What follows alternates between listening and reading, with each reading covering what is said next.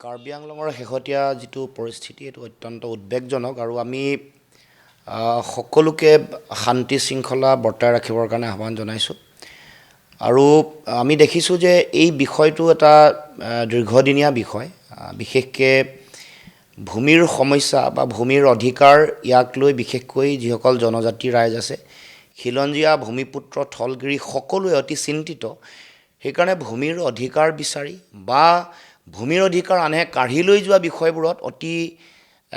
sensitive এটা mindset লৈ সকলোৱে বিভিন্ন সময়ত সংগ্ৰাম কৰি আহিছে অতি এই গোটেই বিষয়টোক লৈ আমি সকলো চিন্তিত হৈ আছোঁ আৰু সেইকাৰণে এই যে সুৰে বিভিন্ন বহুজাতিক কোম্পানীক মাটি দি দিছে বহুতে আমাৰ মাটি কাঢ়ি লৈ গৈছে এইবোৰক লৈ সকলো ঠাইতে ইয়াৰ বিৰুদ্ধে সংগ্ৰাম অব্যাহত আছে আৰু শেহতীয়াকৈ কাৰ্বি আংলঙত যিসকল ব্যক্তিয়ে এই সংগ্ৰামত বিশেষকৈ ভূমিৰ অধিকাৰ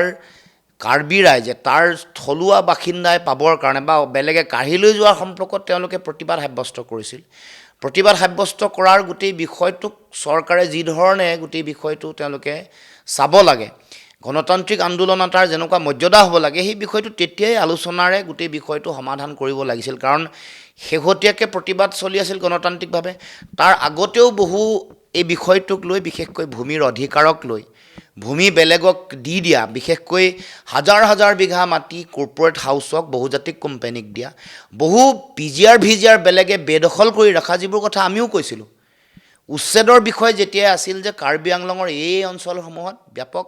বেদখল হৈ আছে এইবোৰ কিয় মুখ্যমন্ত্ৰীয়ে উচ্ছেদ কৰিব নোৱাৰে মুখ্যমন্ত্ৰীৰ নিজৰ গৃহ জিলা সমষ্টিত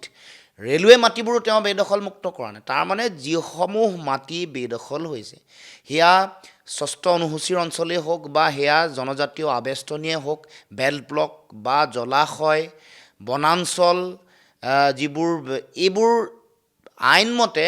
তেওঁলোকে উচ্ছেদ কৰিবৰ কাৰণে উচ্চতম ন্যায়ালয়ে নিৰ্দেশনা দিছে কিন্তু তাকে নকৰি সাম্প্ৰদায়িক অস্ত্ৰ হিচাপে মুখ্যমন্ত্ৰীয়ে কৰা যিটো কাম কাজ তাৰে এটা প্ৰভাৱ এটা নেতিবাচক প্ৰভাৱ সমাজত পৰিছে কিন্তু মই আহ্বান জনাইছোঁ এইটো যি ধৰণৰ ঘটনাৰ উদ্ভৱ হৈছে এইটো ইয়াৰ কাৰণে জগৰীয়া চৰকাৰ কাৰণ দীঘলীয়া সময়বোৰ চলি আছিল চৰকাৰে কোনো ধৰণৰ ব্যৱস্থা গ্ৰহণ নকৰিলে কেৱল মাত্ৰ কাৰ্বি আংলংখন বিজেপিৰ কাৰণে মুখ্যমন্ত্ৰী হিমন্ত বিশ্ব শৰ্মাৰ কাৰণে তুলিৰাম ৰঙাং এটিএমৰ দৰে ব্যৱহাৰ কৰি আহিছে কিন্তু তাৰ কাৰ্বিসকলৰ থলুৱা খিলঞ্জীয়া মানুহৰ তেওঁলোকৰ অধিকাৰ সুৰক্ষিত কৰাটো তেওঁলোকে দায়িত্ব হিচাপে গ্ৰহণ কৰা নাই গতিকে আমি আমাৰ ফালৰ পৰা আহ্বান এটাই জনাইছোঁ যে এই বিষয়টো গণতান্ত্ৰিকভাৱে সমাধান হ'ব লাগে কোনো হিংসা উত্তেজনা আক্ৰমণ প্ৰত্যাক্ৰমণে কেতিয়াও সমস্যাৰ সমাধান নকৰে আমি ক'ব খোজোঁ যে চৰকাৰে জনজাতীয় ৰাইজৰ আৱেগ বুজক দুখ বুজক আৰু এইটো তাৎক্ষণিকভাৱে এই সমস্যাৰ সমাধান কৰিবৰ কাৰণে আমি দাবী উত্থাপন কৰিছোঁ আৰু শান্তি শৃংখলা যাতে বৰ্তাই ৰাখে এই গোটেই কথা বতৰাবোৰ হোৱাৰ পাছত চৰকাৰৰ যিটো ইণ্টেলিজেন্সৰ ইনপুট থাকিব লাগে এইটো ফেইলিয়াৰ হোৱাৰ কাৰণে বা শান্তি শৃংখলা ৰক্ষাৰ কাৰণে পুলিচ প্ৰশাসনৰ যিটো দায়িত্ব সেই দায়িত্ব পালন নকৰাৰ কাৰণে এনেকুৱা ধৰণৰ ঘটনা উদ্ভৱ হৈছে গতিকে এই গোটেই বিষয়টোৰ কাৰণে ঘটনাটোৰ কাৰণে চৰকাৰ সম্পূৰ্ণ জগৰীয়া এতিয়া কিন্তু শান্তিৰ